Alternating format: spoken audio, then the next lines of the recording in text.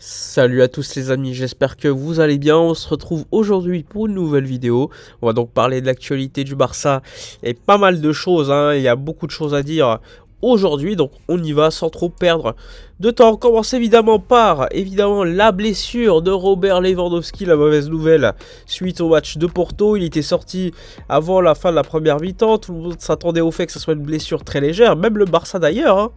Avec les premiers pronostics qui étaient très favorables en disant que c'était juste un coup reçu au mollet par le joueur, finalement on s'est rendu compte qu'il y avait une véritable blessure beaucoup plus grave que prévu à la cheville, au ligament même de la cheville, puisque des tests ont été effectués hier dans la journée et qui ont donc exclu Lewandowski pour la trêve internationale, donc pas de match avec la sélection pour lui.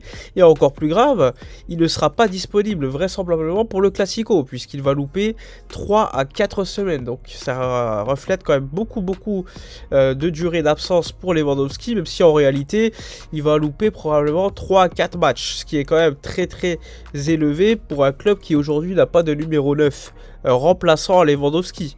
Ainsi, on va se retrouver probablement dans une situation où Ferran Torres aura un rôle beaucoup plus accru pour jouer à ce poste de numéro 9. Mais là, quand tu te rends compte au niveau de l'effectif, les attaquants qu'il y a, bah, tu as Lamine Yamal qui a 16 ans, tu as Rafinha blessé, Lewandowski blessé, tu as ensuite sur le côté gauche Joao Félix, tu as ensuite très peu de joueurs. T'as pas beaucoup de monde et ça c'est quand même un gros problème, hein. T'es obligé de faire jouer certains jeunes évidemment pour on va dire entre guillemets les forcer à être à un niveau qu'ils ne peuvent pas toujours avoir, hein. Ils ne sont pas forcément tous réguliers. Fermin Lopez a été lancé et heureusement lui a été au haut niveau notamment contre le FC Séville. Disons que lorsque tu as un effectif aussi court que celui qu'a le Barça aujourd'hui, tu ne peux pas te permettre d'avoir des blessés. Frenkie de Jong, Pedri, Rafinha ou encore Lewandowski, ça fait déjà beaucoup pour l'équipe qui a besoin de retrouver ses forces en présence, avec encore une fois le Classico en ligne de mire, avec notamment le retour probablement de Pedri pour ce match. Mais on aura quand même beaucoup d'absences et ça c'est quand même quelque chose, on va dire, de très critiquable, hein, parce que tu regardes les blessures, c'est pas forcément des blessures musculaires pour De Jong ou encore Lewandowski, c'est pour Pedri qui va bientôt être de retour, une blessure musculaire, et pour Rafinha. Donc franchement, c'est assez problématique que le club à chaque fois à ce niveau de la saison ait beaucoup de blessures. Rappelez-vous l'année dernière en Ligue des Champions, on perd contre contre le Bayern Munich, on perd contre l'Inter, enfin on fait un match nul, mais à ce moment-là, il n'y a plus Araujo, on est obligé de jouer avec une défense centrale, Piqué, Eric Garcia, Marcos Alonso. Il y a un match où il y a également Hector Bellerin. Bref, ça démontre encore une fois qu'il y avait trop de blessés. Donc là, tu peux pas te permettre de perdre encore un joueur supplémentaire.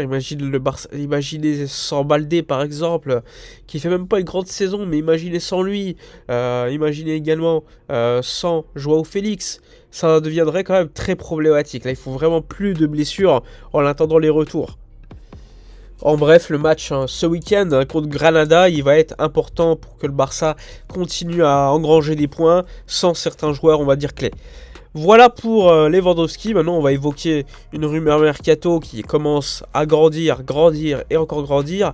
Il s'agit de Gabriel Moscardo, joueur de Corinthians qui joue au poste de numéro 6, qui est désiré absolument par Deco, qui lors des prochains jours, notamment probablement pour la trêve internationale, va faire le voyage au Brésil afin d'aller discuter directement avec le joueur et possiblement avec les Corinthians afin d'établir un plan pour éventuellement le recruter à terme, un petit peu comme ce qui avait été fait pour Victor Roque avec l'Atlético Paranense. Et donc Moscardo qui est pisté également par d'autres grands clubs, il y avait également Chelsea sur les rangs et qui finalement ne l'avait pas acheté. Eh bien attention à ce joueur, un joueur qui est souvent comparé à des joueurs comme Declan Rice, c'est-à-dire très fort à la récupération, qui ont un sens, un instinct pour récupérer les ballons. C'est un joueur qui pourrait être très intéressant. Mais attention au prix. Les clubs brésiliens, on les connaît, ils demandent beaucoup d'argent à chaque fois pour leurs jeunes, et ça ne garantit pas forcément des succès. Donc il faudra cela jouer de manière très intelligente de la part de Deco, sachant que le Barça, comme vous le savez, a des limites au niveau du mercato pour l'instant. Donc ça va être un poste à mon avis nécessaire. On l'a vu avec Oriol Romeu lors de certains matchs, hein, il n'a pas forcément le niveau. Ça, c'est fait pour Moscardo. Ensuite, l'information relative à l'Assemblée Générale du Barça, elle aura lieu donc le week-end du 21 et 22 octobre. Ça va être importantissime puisque le Barça, les socios vont voter concernant le budget du club, vont valider également l'exercice précédent. Ils vont également se prononcer sur certains sujets très très importants. De nouveau, partenariat sponsoring. Donc là, ça va être également intéressant à suivre.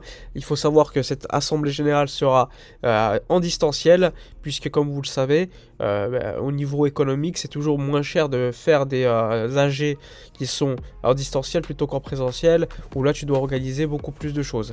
Sachant que le Barça va jouer lors de ce week-end-là contre l'Athletic Bilbao, eh bien, on n'est pas au Camp Nou où tu as beaucoup plus de place pour organiser, accueillir beaucoup plus de monde le jour du match. Là, c'est vraiment quelque chose qui va se réaliser avant le match, une journée avant ou une journée après, afin que il y ait beaucoup plus de tranquillité pour aller à Montjuïc le jour de match, parce que aller à Montjuïc, c'est vraiment difficile pour certains supporters. Il faut aller en hauteur, marcher, monter des escaliers, et ça peut être problématique pour certains supporters qui sont âgés.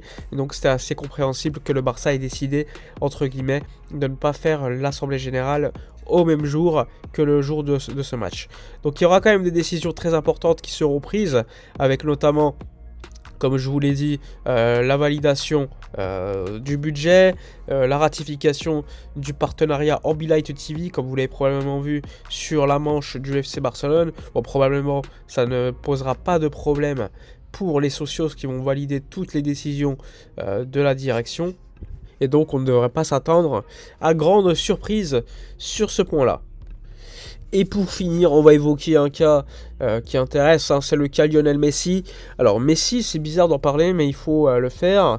Comme vous le savez en MLS, si tu n'es pas qualifié pour les playoffs, un petit peu à l'instar de la NBA, eh bien pendant, on va dire 3-4 mois, tu fais rien du tout. Si tu n'es pas qualifié pour les playoffs, tu fais rien. C'est ce qui s'était passé pour Thierry Henry ou encore Beckham lorsqu'ils jouaient en MLS à l'époque. Eh bien pendant 2-3 mois, ils avaient, on va dire, été prêtés par leur club respectif pour un club. Que ce soit Thierry Henry, rappelez-vous, qui était revenu à l'Emirates marquer un but, que ce soit Beckham qui avait été prêté, je crois, au Milan AC, eh bien le Barça pourrait se voir offrir la possibilité de se faire prêter Messi pendant quelques mois lors de cette fameuse trêve où il n'aura rien à faire puisque Miami est dans une situation où il sera probablement pas qualifié pour les playoffs. Donc là aussi, ce sera quelque chose à suivre. Pour l'instant, c'est pas avancé, mais ce n'est pas à écarter. Bref, dites-moi dans les commentaires ce que vous pensez de toutes les informations. Likez, commentez, partagez. Moi, je vous dis à la prochaine et d'ici là, comme d'habitude, portez-vous bien.